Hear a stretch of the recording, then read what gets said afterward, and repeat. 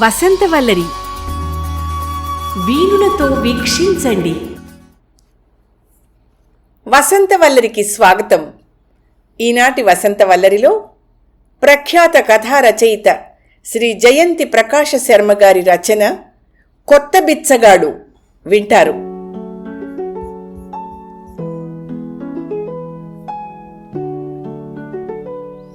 Jagadamba junction వచ్చేసరికి bus కీచుమంటూ ఆగింది.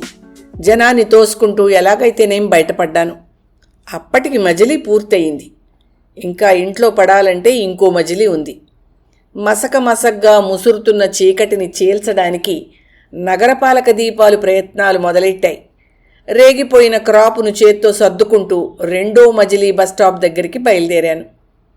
Sir, ఎవరో పిలిచినట్టు అనిపించి వెనక్కి తిరిగి చూశా. ఓ వ్యక్తి, మీరే సార్ అన్నట్టు నా వైపు దీనంగా చూస్తూ నిలబడి ఉన్నాడు. అతన్ని ఎక్కడా చూసినట్టు కానీ పరిచయం ఉన్నట్టు కానీ అనిపించలేదు. నలిగిపోయిన షర్టు, ప్యాంటు, చామన ఛాయ రంగు, పెరిగిన గడ్డం, సన్నగా ఉన్న శరీర భాగాలు. అతన్ని పరిశీలిస్తే వారం రోజుల నుంచి భోజనం కూడా చేసినట్టు లేడు. ఏదో అడగాలనే ప్రయత్నం అతనిలో కొట్టొచ్చినట్టు కనబడింది.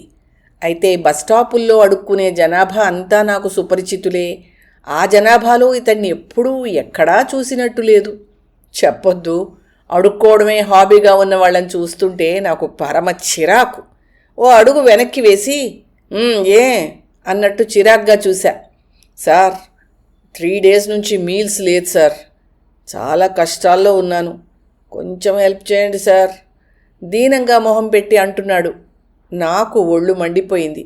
ఈ విధంగా డైలాగులు వర్ణించి అడుక్కునేవాళ్ళు నాకేమీ కొత్త కాదు. అయితే మధ్య మధ్యలో ఇంగ్లీషు పదాల్ని వాడుతూ కొత్త పద్ధతిలో అడుక్కోవడం చూస్తుంటే అతని మీద కోపం ముంచుకొచ్చింది. ఆ వంటవాడి ఇంగ్లీష్లో ఏడవకపోతే మాతృభాషలో అడుక్కోవచ్చుగా, అడుక్కోవడానికి కూడా భాషను అరువు తెచ్చుకోవాలా అంటూ అతనికేదో సహాయం చేసేవాళ్ళ 4 దులిపాను. అదేం కాదు సార్, ఏదో అలవాటుగా వచ్చేసిందంతే. నిజంగా 3 రోజుల నుంచి భోజనం లేదు సార్. నా మాటలకి బాగా నొచ్చుకుంటూ ఇంకా ఏదో చెప్తున్నాడు. కానీ ఆ కథలేమీ వినే స్థితిలో లేను నేను. అప్పటికే బస్టాప్లో జనమంతా నన్నే చూస్తున్నారు. సభ్యత కోసం అతని మాటలు వింటున్నట్టు నటిస్తున్నానే గాని ఆ మాటలేమీ నా బుర్రకెక్కటం లేదు. సార్, మొన్న బ్యాంక్ ఇంటర్వ్యూకి వచ్చాను సార్ అన్న మాటలు నన్ను ఈ లోకంలోకి తీసుకొచ్చాయి. ఏ బ్యాంకు? అప్రయత్నంగా నా మాటలు దొర్లిపోయాయి. ఆ 5 నిమిషాల సంభాషణలో నేను మాట్లాడిన రెండో మాట అదే. చివరిగా అతడు అన్ని విషయాలు చెప్పాడు. మొదటిసారిగా అతని మాటల మీద నమ్మకం కలిగింది. ఎందుకంటే అతను హాజరైన ఇంటర్వ్యూలు నేను పనిచేస్తున్న బ్యాంకులోనే జరిగాయి. ఎలా చేశారు అంటూ అడిగాను. బాగానే చేశాను సార్, కానీ అది వస్తుందన్న ఆశ లేదు సార్. అయినా ఈ రోజుల్లో ఉద్యోగాల గురించి మీకు తెలీదా ఏంటి సార్? ముభావంగా అన్నాడు. మాట్లాడడానికి నాకేమీ మాటలు దొరకడం లేదు. అతని మీద ముందున్న కోపం ఇప్పుడు లేదు. నేనేమీ మాట్లాడకపోయేసరికి అతనే మళ్ళీ అన్నాడు. ఇప్పుడు ఇంటికి వెళ్ళడానికి కూడా డబ్బులు లేవు సార్. ఏదో చెయ్యాలనే తపన నాలో బయలుదేరింది. అయితే ఏం చేయగలను? నేను అతనిలాగే సగటు మనిషిని. అతనికి నాకు తేడా ఉద్యోగం. ఏం చేయాలో తోచక, రండి కాఫీ తాగుదాం అంటూ ఎదురుగా ఉన్న హోటల్లోకి దారి తీశాను. టిఫిన్ ఆర్డర్ ఇచ్చి, మీదే ఊరు అడిగాను. ఊరు పేరు చెప్పి తన పరిస్థితి గురించి వివరించాడు. తండ్రి లేని కుటుంబంలో అతనే పెద్ద దిక్కట. తల్లి వంట వార్పు చేసి 4 పిల్లలున్న సంసారాన్ని ఈదుకొస్తున్నదట. డిగ్రీ తీసుకుని 6 ఏళ్లు గడిచాయి, కానీ ఉద్యోగం రాలేదుట. మొన్న జరిగిన ఇంటర్వ్యూ మీద చాలా నమ్మకంతో వచ్చాడుట. అయితే ఇప్పుడు ఆ నమ్మకం లేదుట. సార్, ఇది సార్ నా పరిస్థితి. ఈ పరిస్థితుల్లో మా అమ్మకి నా మొహం చూపించడానికి కూడా ధైర్యం చాలటం లేదు అంటూ ముగించాడు. నేనేదో ఆలోచిస్తూ కూర్చున్నాను. సార్, మీరేమీ తీసుకోవటం లేదేమి సార్? మళ్ళీ అతనే నా వైపు చూస్తూ అన్నాడు. అబ్బే, నాకేం ఆకలిగా లేదు. మీకోసమే తెప్పించాను, తీసుకోండి, పర్వాలేదు. మంచి ఆకలి మీద ఉన్నట్టున్నాడు. అన్నింటినీ గబగబా తినేస్తున్నాడు. ఇంకేం కావాలి అడిగాను. నో సార్, కడుపు నిండిపోయింది sir. Thank you sir, thank you very much అంటూ కృతజ్ఞతగా చూశాడు. 2 కాఫీలకు ఆర్డర్ ఇచ్చి, మీ వివరాలు ఇవ్వండి అంటూ అడిగాను అతని గురించి ప్రయత్నించాలనుకుని. సమాధానంగా అతను చేతిలోని ఫైలు నాకు అందించాడు. వివరాలన్నీ నోట్ చేసుకుని, నేను ప్రయత్నిస్తాను, అవి సఫలమైతే మీకు తెలియజేస్తాను అంటూ కాఫీ ముగించి లేచాను.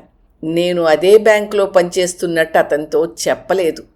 ఎందుకంటే అలా చెప్పుకుని అతనికి పూర్తి సహాయం చెయ్యగలనన్న నమ్మకం నా మీద నాకు లేదు. ఆఫీసులో నాకుండే పరపతి అంతంత మాత్రమే. అందుకే నా వివరాలు అతనికి చెప్పి అతనికి ఆశ కల్పించడం నాకు ఇష్టం లేదు. బిల్లు చెల్లించి బయటికి దారి తీశాను. నా వెనకే అతడు. అయితే ఏంటి, ఇప్పుడు మీరు మీ ఊరు వెళ్ళిపోతారా అంటూ అడిగాను. అర్థం లేని ప్రశ్నే ఏమో. అతని మొహం వెలవెలపోవడం గమనించాక ఆ ప్రశ్న అడిగినందుకు కించిత్తు బాధపడ్డాను. జేబులోంచి 50 రూపాయలు తీసిస్తూ, మీరింటికెళ్ళి ధైర్యంగా ఉండండి. ఏంటి, అనవసరంగా నిరాశపడి చేసేదేమీ లేదు. ఇది కాకపోతే ఇంకో ఉద్యోగం తప్పకుండా వస్తుంది అంటూ అతడికి ధైర్యం నూరిపోశాను. థ్యాంక్ యూ సార్, మీ సహాయాన్ని, మీ మాటల్ని, మిమ్మల్ని జీవితంలో మర్చిపోలేను సార్ అని ఇంగ్లీష్లో అంటూ నా చేతిని ఆప్యాయంగా నొక్కి వదిలిపెట్టి, మళ్ళీ కలుస్తాను సార్ అంటూ జనంలోకి కలిసిపోయాడు. అతడు వెళ్ళిన వైపే చూస్తూ ఓ నిట్టూర్పు విడిచి నేను బస్టాప్ వైపు దారితీశాను. ఎన్నో నిరుద్యోగుల కథలు, సినిమాలు, నాటకాలు, అవన్నీ వాస్తవానికి ఇంత దగ్గరగా ఉంటాయని ఊహించలేదు.